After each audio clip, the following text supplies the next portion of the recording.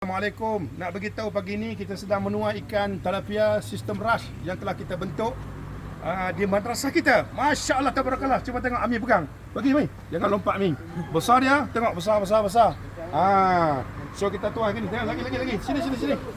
Ni dalam ni. So hari ni kita gulaikan. Mana? So hari ni sempena dengan ibu datang dia semenanjung ni. Dia merasmikan untuk gulai. Oh, okey. Yang ni ke sana. Okey.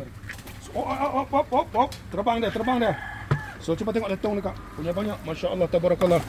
Besar. Oh, dia dapat lagi. Woi, yang ni lagi cantik merah. Masya Allah, tabarakallah. Allahu Akbar.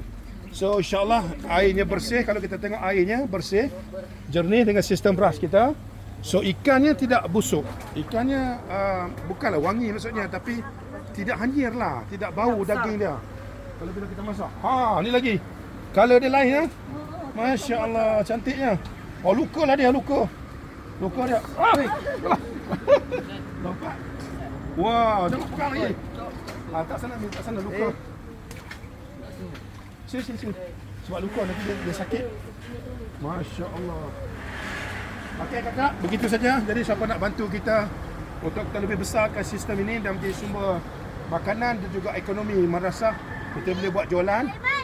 Kalau di sini Keningau, kalau di kedai Datuk Yak, 1 kilo RM21.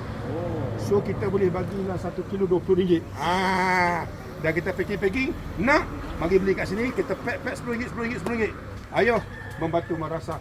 Assalamualaikum.